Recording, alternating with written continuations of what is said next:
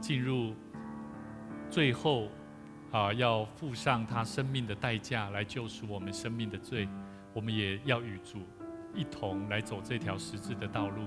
我们预备心在神的面前，我们一起来祷告。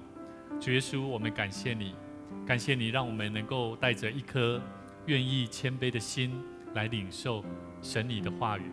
我们更愿意在敬拜里面，能够在以前我们能够预备好我们的心，安静我们的灵，能够成为主你所喜悦的儿女，为要能够用安静的灵能够来敬拜神。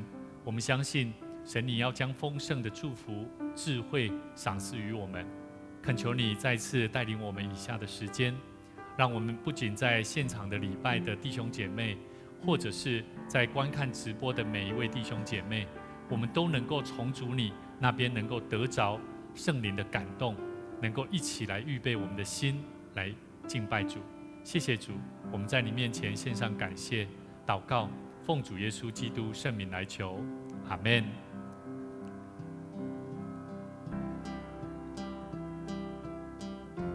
神是信实的主，阿们。他是蛮有能力的主，阿们。我们一起起立，在神的面前一起来敬拜神。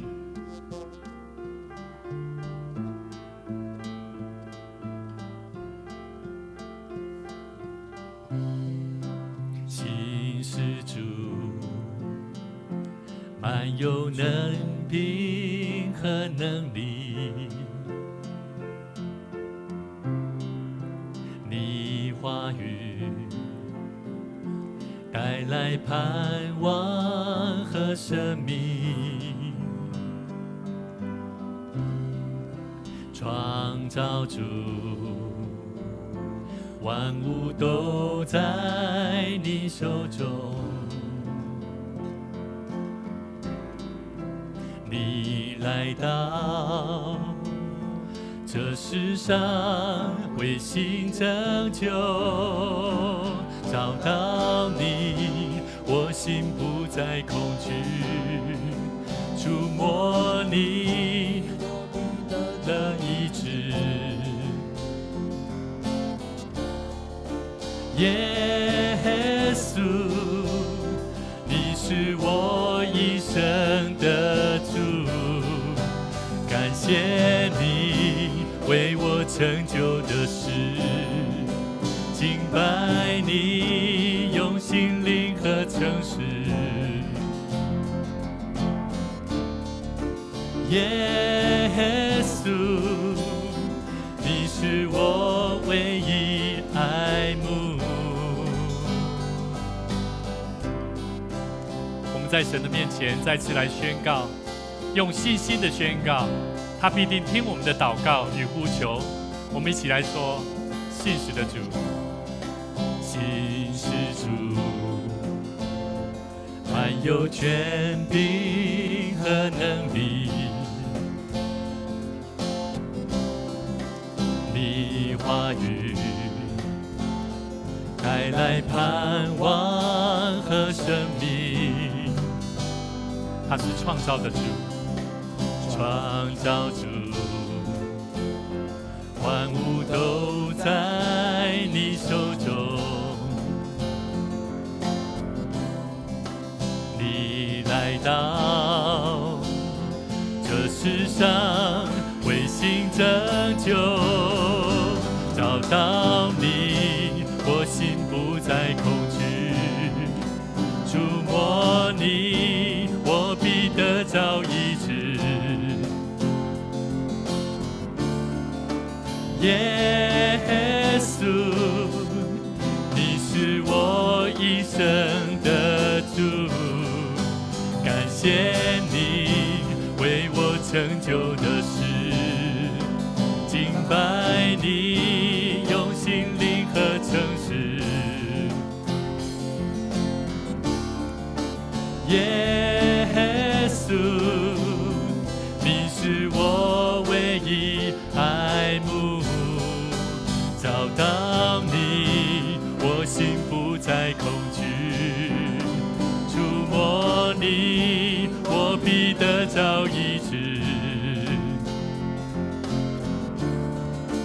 耶稣，你是我一生的主，感谢你为我成就的事，敬拜你用心灵诚实。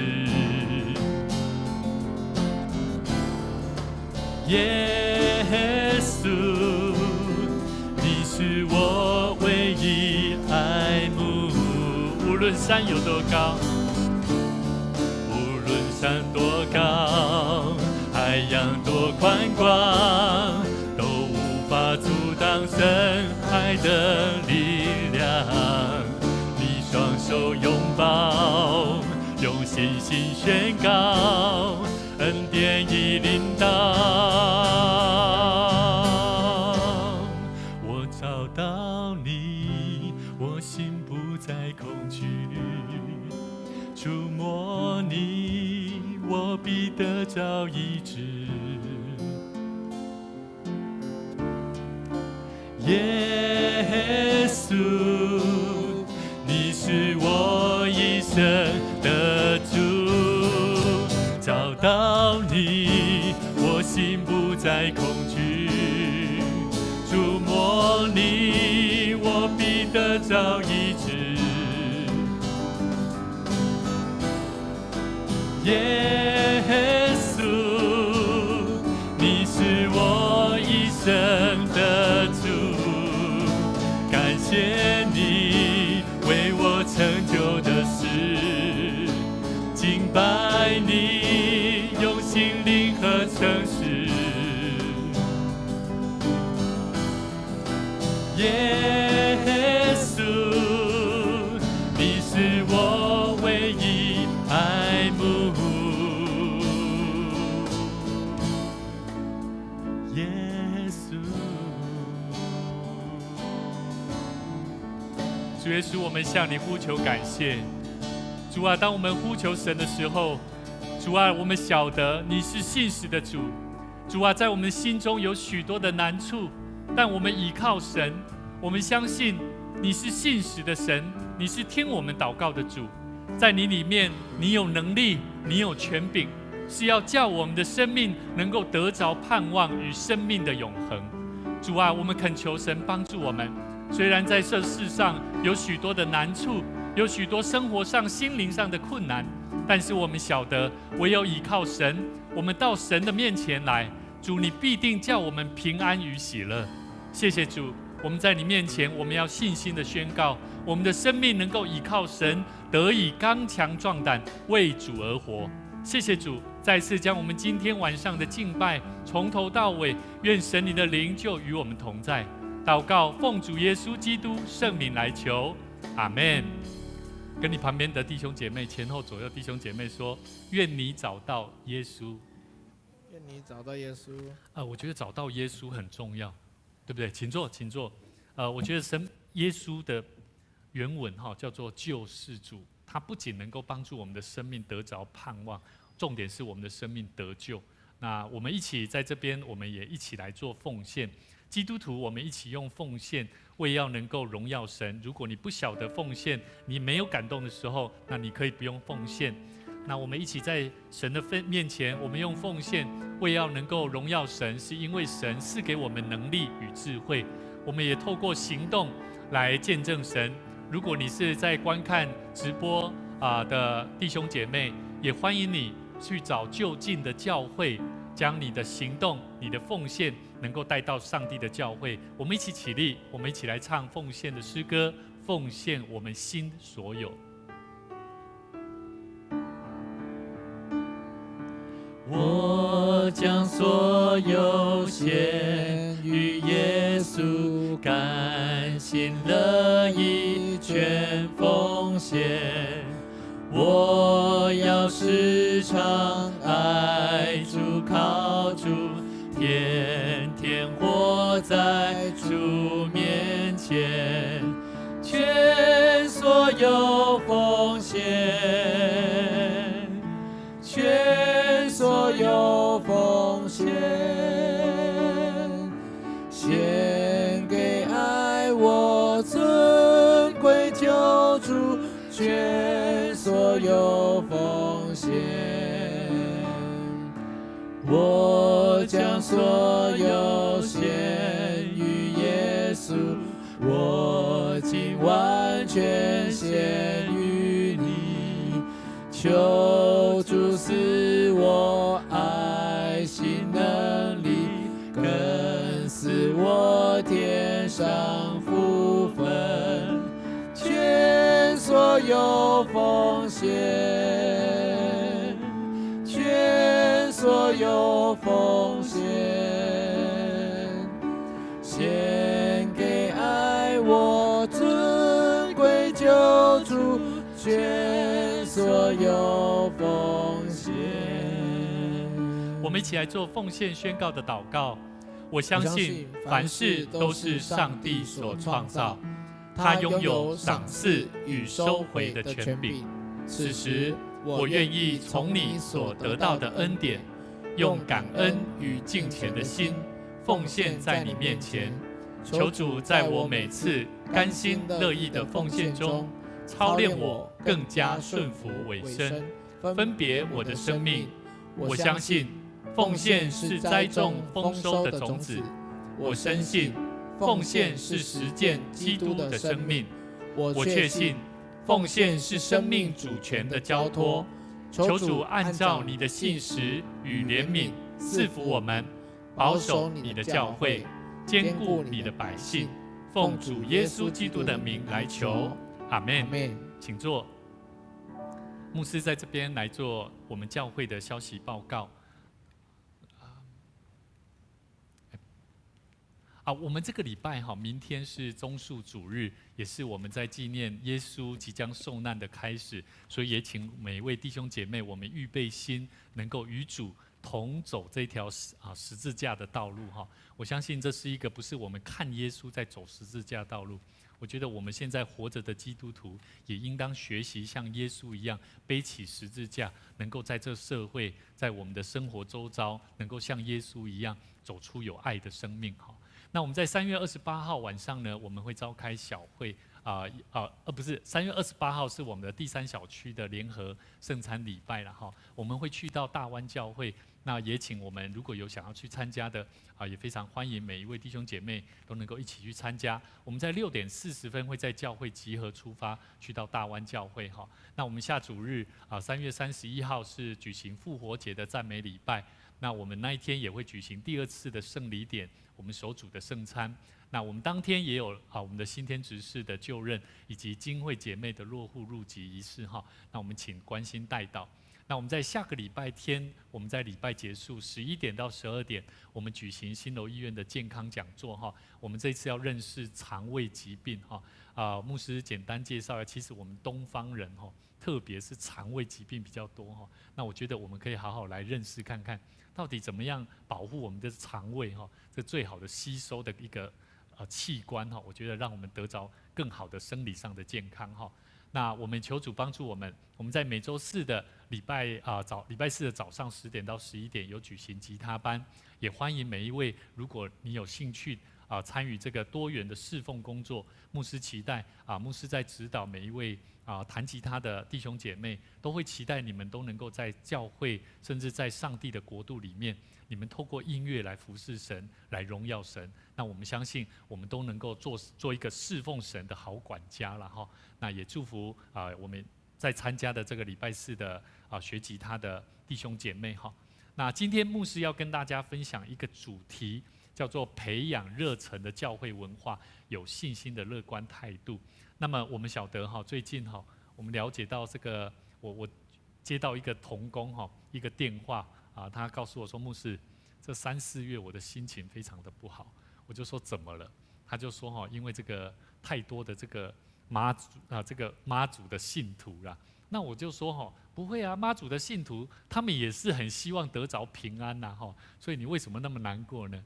他的难过是说这个有很多还没有信主的人，他觉得他看在眼里，他觉得好难过。那我就在想，为什么信主的人那么少，而且有那么多人他们去供奉一些神来得着心灵上的平安？你觉得是什么？为什么？原因出在哪里？我再讲一次，为什么那么少人认识耶稣基督？为什么？我再讲明白一点，有没有人去传？是不是？整个台湾我们基督徒的比例只有2%，意思就是说100个人只有2个是基督徒。所以如果人那么少，我们看到有那么多人，他们多么渴望能够得着心灵的平安，就好像我记得美珍姐，她去年加入我们大桥教会，她一开始进入教会以前，她的心灵是什么？是不平安的，对吗？所以当我们不平安的时候，我们为要得着平安，我们现在有没有平安？有，即使就算不是感觉到很有能力，可是至少你是平安的。我觉得当我们看到许多社会上有许多人，并不是他们心里面没有神，而是他们期待在他们心灵里面能够得着安全感。所以跟你旁边的弟兄姐妹说，你的心里有安全吗？你的心有安全吗？好，有安全感吗？好，所以我们可以看到这个是一个，我不晓得大家有没有感觉到，现在的社会环境真的是真假难辨啊，有没有发现？这个简讯来我前几天我有人告诉我说，吴先生那个你网络上是不是有拍卖那个小朋友的东西我要跟你买很急可是我已经下标了，可是没有办法得标。我说怎么会是这样呢？我就去操作了，操作到最后，因为我的账户被直接停权了。我说怎么会这样？我就赶快，他就说，请你跟你的这个拍卖网站的这个客服讲，真的连客服都有 LINE 所以我都加入了而且真的很像就是那个客服的 logo。我就跟客服聊然后客服就告诉我如何去操作你知道吗？操作到最后，他说要开始进入银行的步骤的时候，我就回想起14年前我被诈骗的那个片段。我就说你是诈骗集团吧？他说我怎么会是诈骗集团呢？一样的情境，我就说我觉得你应该就是诈骗集团。我没有第二句话，我也没有再继续下去。我觉得现在的世代真的是真假难辨的世代，所以人的心里面一定会非常的惶恐。那么我要问各位，假如当你亲近一个神，如果他令你并不是那么完全的明白真实性的时候，有没有可能你拜错神？有没有可能？是有可能的。牧师没有要说，现在正在对这些妈祖供奉的信徒，他们心里面没有神。我要说的是，我们现在的基督徒，包含我们本身我们自己，我们怎么看待我们生命的难处？我觉得这叫做属灵的征战我们基督徒时常讲叫属灵征战可是我们不晓得，我们时常却在那种很安全的环境，感觉都很平安、很恩典。可是属灵的征战一直存在。所以各位弟兄姐妹，当我们谈到在教会里面要有热忱的文化，一定要从人开始嘛，总不能只有牧师很有热忱吧，对不对？所以跟你旁边的人看一下，看一下他有没有喜乐啊，看一下他有没有盼望啊，看一下他有没有那种happy 的。钟兰，你有喜乐吗？还好。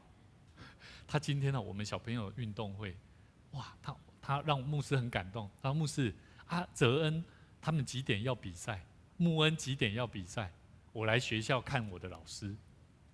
以前他的个性，我觉得他应该不会做这种事情，可是他竟然说要去看牧师的孩子，去到他的班上我觉得这是什么？这是热忱。可是我们的热忱有没有帮助我们有信心的、有乐观的态度去处理事情？那是不一样的。我们要知道，我们的心有热忱，是有火热。可是如果我们做事情没有信心的态度，你们还是一样，那个热忱很容易被怎么样？怕花起啊！所以今天牧师要带大家一起来了解，我们怎么样培养一个教会有热忱的文化，是必须要在信心乐观的信仰真理里面去看见。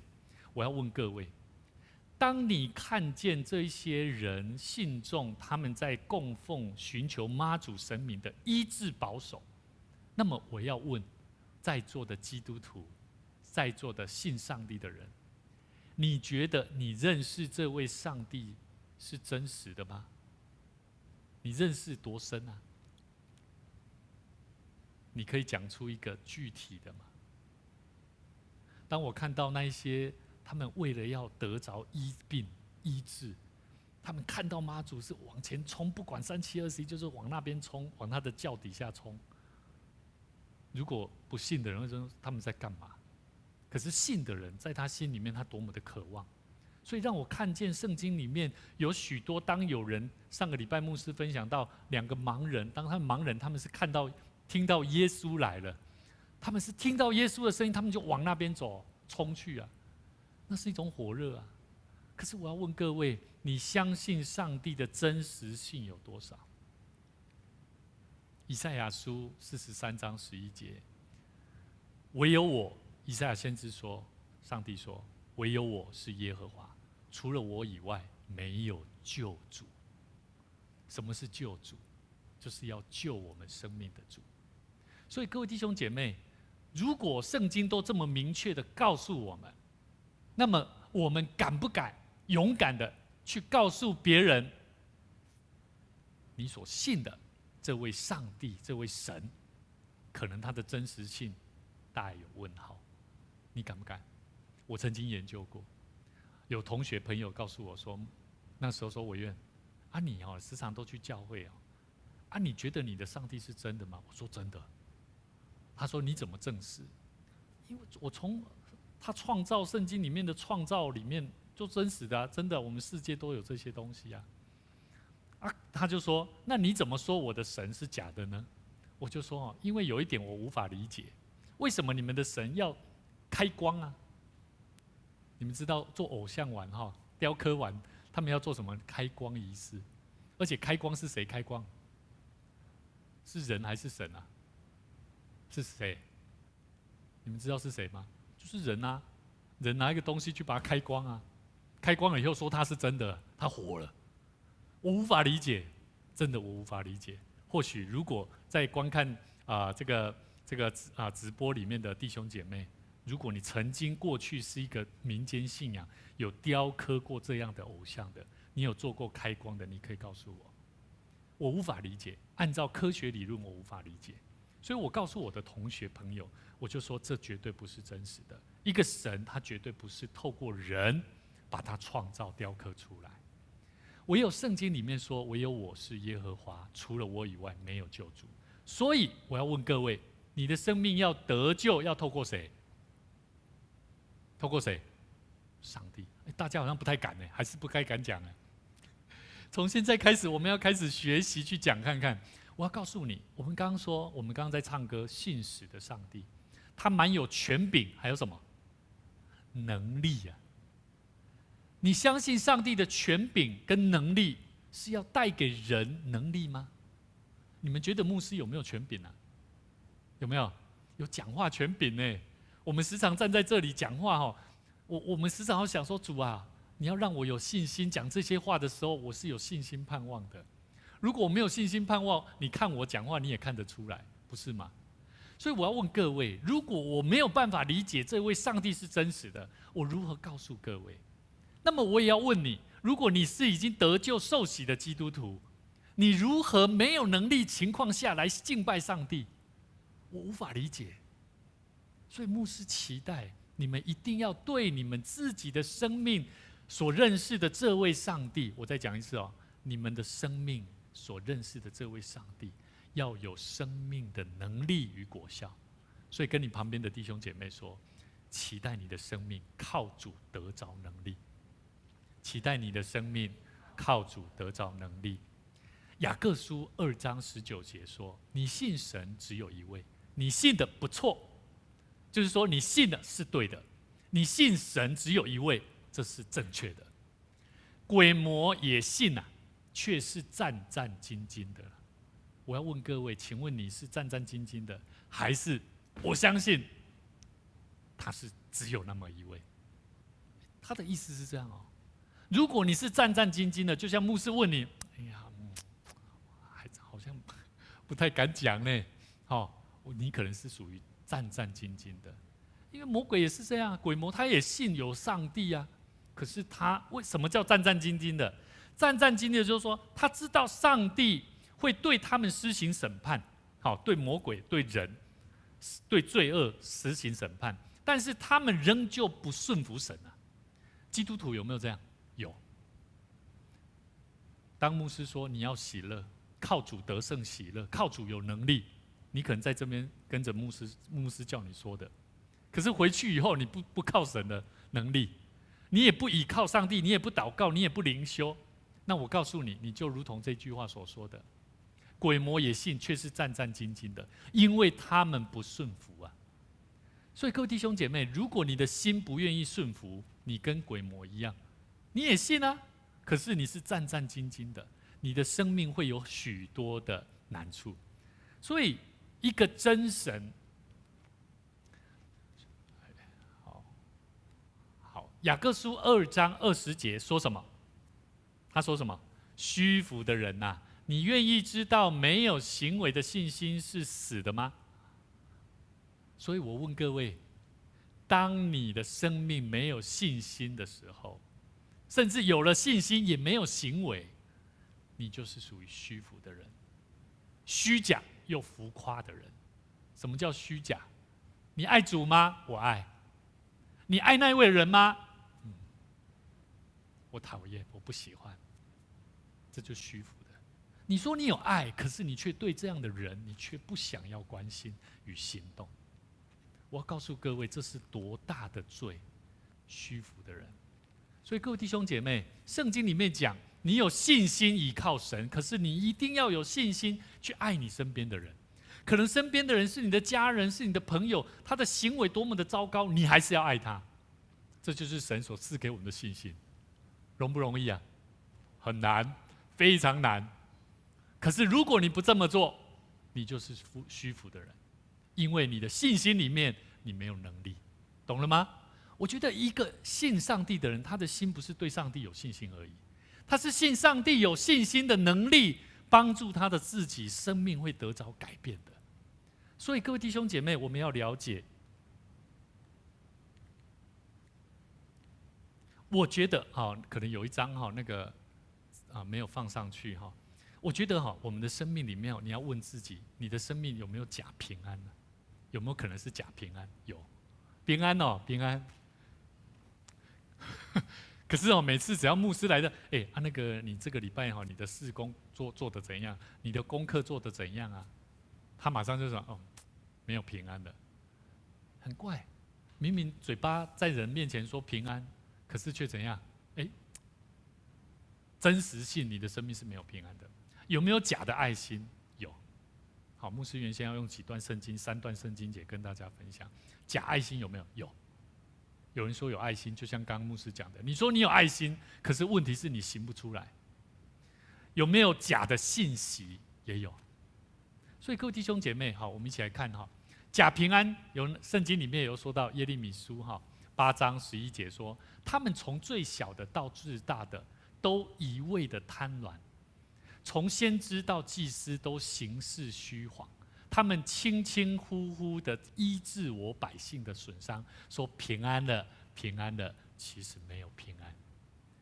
我要问各位，牧师在私底下看到有许多人，当他们在我们的群组，在我们的面前告诉我们他有需要的时候，如果我们跟他讲平安你可以来怎样？我们可以得着什么？我觉得那不是真正的平安。我觉得我们要的是透过来到他的身边，就像耶稣门徒来到耶稣的面前，耶稣帮他们洗脚一样。这个才是真正的平安。假爱心，约翰福音15章18节，我们一起来我来读就好了。世人若恨你们，恨你们已经怎么样？恨我了。恨谁？有人恨我们，就是恨了谁？恨了上帝，恨了主耶稣。你们若属世界，世界必爱属自己的，对不对？好，我们是属世界的嘛，世界也爱我们了。好，只因为你们不属世界，乃是我从世界中拣选了你们，所以世界就恨你们。我要问各位，做基督徒有没有可能人家会恨我们？会。我举个例子，我大学的时候，我的同学告诉我说：“委员，你做不重朋友的呢？你们基督徒好像都没有爱心，都不重朋友关系。”我说：“怎么了？系学会每次办活动，你都没有在参加的了，4年你都没在参加了。”我就说：“你们都办在礼拜天啊，我要守主日啊，我不能不去啊。不是我不想去，是因为我没办法。甚至呢。”我记得我说过，我在当兵的时候，我监察官他希望说我帮他拷贝那个不好的情色影片，我跟他讲说 no， 不行。然后他开始跟我讲，这是很正常的啊，很自然的啊，属世界的嘛，不是吗？如果你喜欢，你觉得这是属世界，这是正常的，那么世界必爱属自己的，就是这个意思啊。所以各位弟兄姐妹，我要问你，你是属世界的？还是属神的？我觉得我们一半一半。可是我们要晓得，圣经里面说，我们不属这世界的，因为神已经从这世界当中拣选了我们，懂了吗？所以为什么牧师要告诉各位，我们需要得着能力？如果你没有能力，你信了这份信仰，带给你的却是孤独，甚至让世人怨恨，因为你心中没有爱，行出爱来，懂了吗？有没有可能？有。所以你会很痛苦哦。所以各位弟兄姐妹，假爱心，你的爱心可能说的跟做的就会不太一样。所以各位弟兄姐妹，你要清楚分辨，我们是属神拣选的儿女。我们必须要在这世上要懂得去分辨，到底什么是上帝喜悦的，什么是上帝忧伤的事情。假信息是什么？约翰福音16章1到3节，我已将这些事告诉你们，使你们不至于跌倒。人要把你们赶出会堂，并且时候将到，凡杀你们的，就以为是侍奉神。他们这样行，是因未曾认识父，也未曾认识我。所以我要问各位，有些人他会让我们的生命，让我们时常在好像是对的信息里面，要我们如何去跟着做。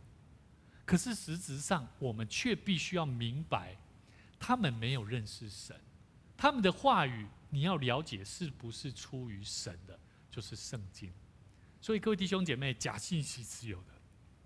今天牧师要让大家一起来明白，如何从上帝的心意，让我们更充足的勇气去面对我们的生活。好，我们要一起来看一段圣经节，在约翰福音16章16到19节，我们先一起来看哈。我们一起来读哈，来，等不多时，你们就不得见我；再等不多时，你们还要见我。有几个门徒就彼此说，他对我们说，等不多时，你们就不得见我；再等不多时，你们还要见我。又说，因我往父那里去。这是什么意思呢？门徒彼此说，他说等不多时到底是什么意思呢？我们不明白他所说的话。耶稣看出他们要问他，就说，我说等不多时，你们就不得见我；再等不多时，你们还要见我。你们为这话彼此相问吗？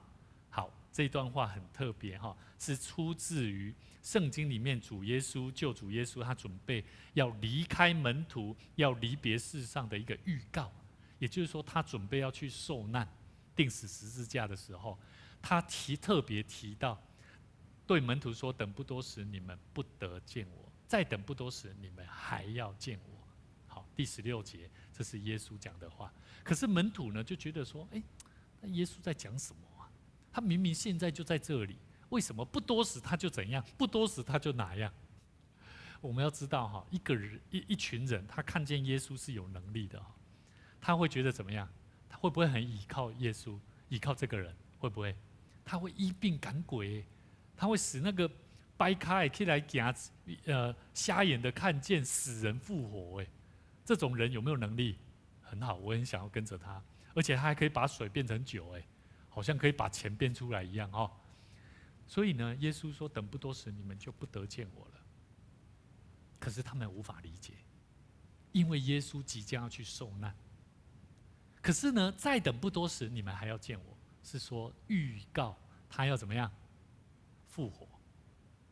所以我们知道，耶稣他定死之后，他在坟墓里面几天复活？3天复活。所以呢，这边他特别提到一个很重要的重点：门徒他们看的，他们即将不得再见到的是耶稣的肉体。可是呢，他在将来却能够再见到他的灵魂。这刚好谈到一个重点，就是我们做信徒啊，行事为人啊，我们要凭着信心，我们要看见那个不能看见的，不要是凭信心，是看我要看见的，看见的我才有信心啊，看不见的我就没信心了。这样懂我意思吗？所以耶稣讲这句话很有意思哦，因为跟在耶稣旁边的门徒都只是要看得见的啦，他们的信心是建立在看得见的事情上。所以我当时候在看说，这个是好饶舌哦，怎么看都看不太懂，到底为什么耶稣要讲这个呢？我们继续看下去哈，第20节到22节，耶稣继续说：“我实实在在告诉你们，你们将要痛哭哀嚎，世人倒要喜乐；你们将要忧愁，然而你们的忧愁要变为喜乐。”他举例哦，耶稣举一个例子哈，他说这个到底忧愁怎么会变喜乐呢？好，我们来看，妇人生产的时候就忧愁，因为她的时候到了，对不对？因为她准备要生了嘛既生了孩子，就不再纪念那个苦楚，因为欢喜世上生了一个人。你们现在也是忧愁，但我要再见你们，你们的心就喜乐了。耶稣说：“我要再见你们，你们不用怕，我会再见到你们的。你们的心会喜乐的。这个喜乐没有人能够夺去的没有人能够夺去，所以你们要放心。”所以你看耶稣他在帮助他的门徒，从一个只是依靠能够看得见的耶稣，到心灵层面的看不见的耶稣，要离开的耶稣，重新得着喜乐与盼望。所以我要问各位，在你生命当中，你是不是时常为了你所看得见的事情感到欢喜快乐，可是却时常为了看不见的事情感到惶恐害怕？求主帮助我们，让我们学习如同耶稣所说的，我们一定要面对他，就是先忧愁后喜乐。我们传福音会不会这样？会。传福音你一开始要付上代价，你要花时间去陪他啦。如果你没有花时间这个花时间就是会让你忧愁啊，你会搞不懂到底怎么跟这种人在一起，你要怎么陪伴他，会让你忧愁啊。可是不要一开始你选择放弃，因为你选择放弃就是你先选择喜乐。我不用带了，多好啊！我不用再看到他了，多好啊！我要告诉各位，耶稣教导我们，在棕树主日的时候，耶稣他骑着驴子进到耶路撒冷城，所有的群众是用棕树枝，是欢迎这位君王到来。他们想说，哇，这个耶稣准备要来带领我们抵抗这个罗马政府可是跟他们所想象完全是不一样的。所以各位弟兄姐妹，耶稣带领我们在受难周即将到来的时候，我们如何预备我们的心？我们亲近上帝的时候，我们是否是抱着一颗像耶稣一样他要受难的精神一样？我们的态度对吗？还是我们的心只不过因为耶稣来要带给我的是喜乐盼望，耶稣啊，辛苦你了，我在这边看着你上十字架，然后有一天你会复活来救我，是这种态度吗？我觉得不是。我们的心要与耶稣一样同哀哭。各位弟兄姐妹，我们要了解，在圣经里面，十字架的死带来的是生产的苦，而荣耀的复活带来的是生产的快乐。所以各位弟兄姐妹，我们当中有一位新朋友，我相信在我们的生命当中也同样的正在经历的过去在生命当中所遇到的苦，可是神会帮助各位。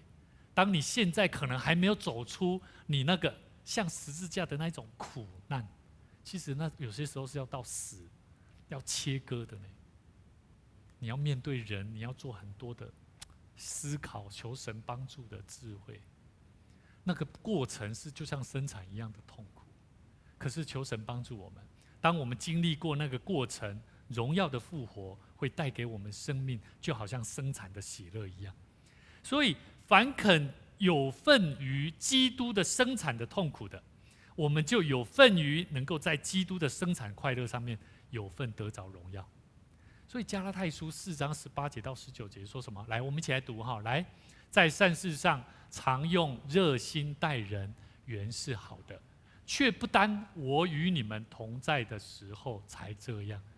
我小子啊，我为你们在受生产之苦，只等到基督成形在你们心里。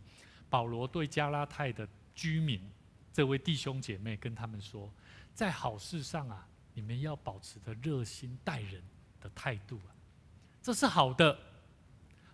不单单是我与你们在一起的时候你才这样做。牧师跟同工在一起最常监督说，有没有服务到位啊？对不对？有没有？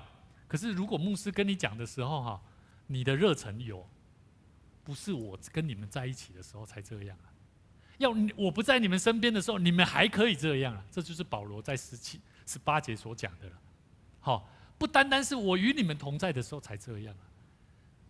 孩子啊，他只要称呼所有灵性上的孩子，就说我小子啊，我为你们再受那个生产的苦啊。意思就是说我还是一样很关心你们一直到基督成形在你们的心里。我们知道基督就是救世主，就是在你们身上有看到基督的样式啊。所以各位弟兄姐，我很喜欢神的话，因为神的话不断的在激励我们的生命，帮助我们。一个信徒的忧愁跟喜乐，常常是和世人都是相反的。我再讲一次，信上帝的人，我们的喜乐跟忧愁跟世上的人都是相反的。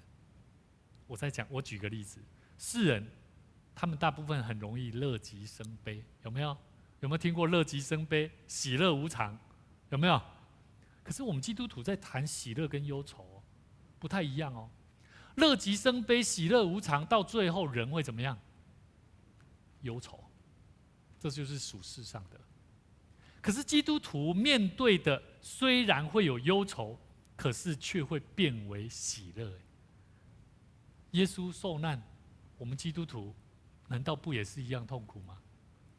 可是我们喜不喜乐？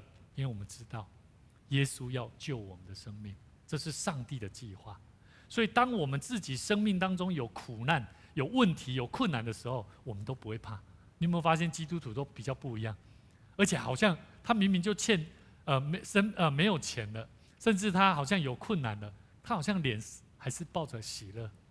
我们的弟兄姐妹，我们满足姐，她的名字就叫满足姐。我们知道她有很多病痛，她患过肾，那上帝也预备肾给她。可是她现在又回到，又要再重新洗肾，她的生命时常在身体的病痛里面，我们很难理解。可是在她生命里面，我们看到就是喜乐。你无法理解她为什么如此，我们看好像是忧愁的，应该要忧愁，可是她却可以喜乐。所以我觉得基督徒跟世上的人在所相信的喜乐跟忧愁看待是不太一样。约翰福音16章23到24节继续，到那日，耶稣说：“你们什么也就不问我了。我实实在在告诉你们，你们若向父求什么，他必因我的名赐给你们。向来你们没有奉我的名求什么，如今你们求就必得着，叫你们的喜乐可以满足。”我要跟各位讲这一段话，唯有应许在什么样的人身上？就是你必须要回到刚刚16节的起初。如果你看的是还在问耶稣有没有来啊，耶稣有没有让我看见啊，有没有让我得着啊，我要真实的看见，我才能够跟神求啊，因为我才知道他是真实的啊。其实耶稣在讲这些话很有意思，他告诉我们，他说到了那日，就是你们已经得着的那日，你们什么也就不会问我了。我实实在在告诉你们，你们若向父求什么，他必因我的名赐给你们。向来你们没有奉我的名求什么，如今你们求就必得着，叫你们的喜乐可以满足。各位弟兄姐妹，在你的生命里面，我不晓得你如何在求告神，但我们恳求神帮助我们。你们若向父求什么，他必因我的名赐给你们。基督复活的那一日，带来的是什么？是圣灵的内住，也就是主在每一位信的人身上，在信的人里面，要成就那奇妙的大事。耶稣的死可能会带给很多的人失望，可是耶稣的复活却再一次让每一个信上帝的人，跟随耶稣的门徒，重新看到了生命的亮光。所以各位弟兄姐妹，基督徒每一个人都必须要经历破碎的生命，背起自己的十字架，去看待自己所需要被定的在十字架上的罪啊！求主帮助你，也帮助我们，让我们的生命能够学习倚靠神，恳求上帝赐给我们一颗柔软的心，让我们在主耶稣的里面能够得着那永恒的盼望。